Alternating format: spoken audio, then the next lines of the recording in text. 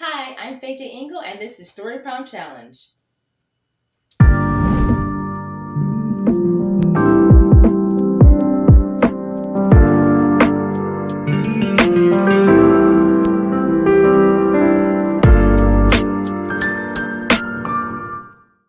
Hey guys, welcome back to Jaybird Central. In this segment, we're going to do a little something that I call Story Prompt Challenge.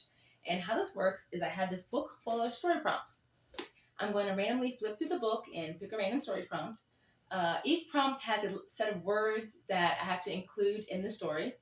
So I'll read the prompt and the set of words, and then I'll go write the story, and then I'll come back and I'll read it just for your listening pleasure. So without further ado, let's get this going. All right, let's see what we got here. Okay, write the story, the early days of the zombie apocalypse. Okay, include the following in your story: motherboard, that'd be a little hard, buffalo, Eiffel Tower, raven, motorcycle, envelope, tulip, moon, reflect, and sycamore.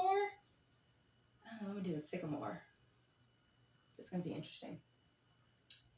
So yeah, the early days of the zombie apocalypse. Okay, so that's what we got, folks. So I'm gonna go write this story and come back when I'm finished, and I'll give you a read. All right.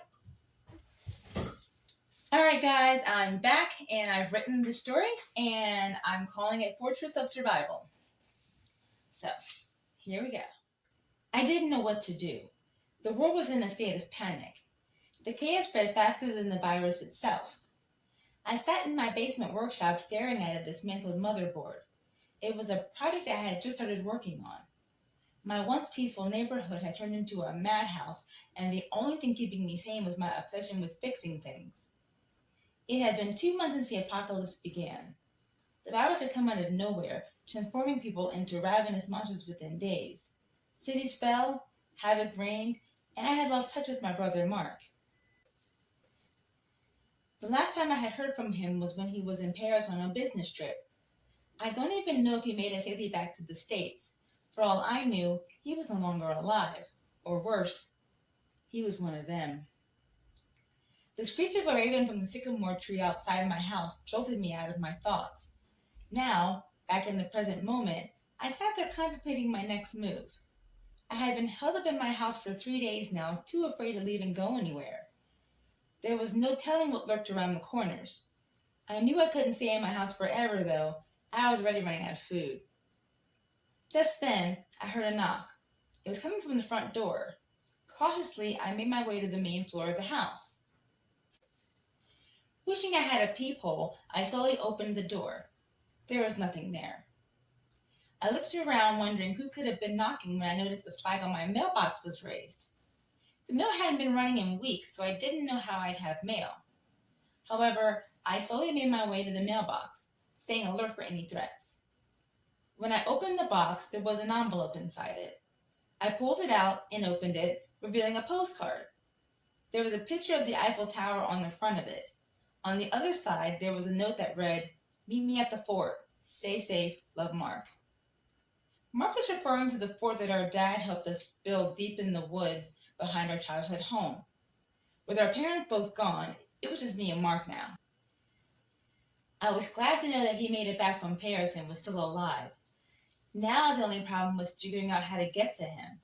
The house we lived in growing up was miles away from where I live now, and what was worse was that in order to get there, I'd have to traverse one of the most infected cities along the way. However, my desire to meet up with my brother outweighed any worry for the danger ahead of me. I packed quickly, got my motorcycle, and set off. The journey wasn't too bad until I reached the city I was most concerned about. The city was disastrous.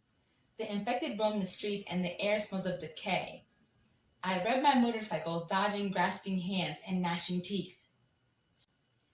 One of the infected lunged at me, and I swerved, narrowly avoiding a fatal bite. Nearly crashing into a ditch, I regained my balance and proceeded my race out of the city. My saving grace was a herd of buffalo that stampeded past us, drawing the attention of the undead away from me. I used the distraction to my advantage, speeding through alleyways and side streets. I stopped briefly in an abandoned cafe to catch my breath. I knew I couldn't linger, though. Nightfall would certainly bring more danger. Under the light of the moon, I luckily made my way out of the city without being killed or infected. After what felt like an eternity, I spotted the small blue house I used to call home. The garden my mother had once planted now just housed a single red tulip. The sight of it brought a rather bright light into the much darker world around me. Riding past the house, I soon reached the familiar woods that I had spent so much of my youth exploring. The path to the fort was overgrown, but I pushed through. The fort stood ahead, weathered but intact. My heart raced as I approached. Julia! Mark exclaimed as he emerged from inside the fort. You made it! I swiftly ran over to him and we embraced tightly, tears streaming down our faces. I followed him back inside the fort, taking cover.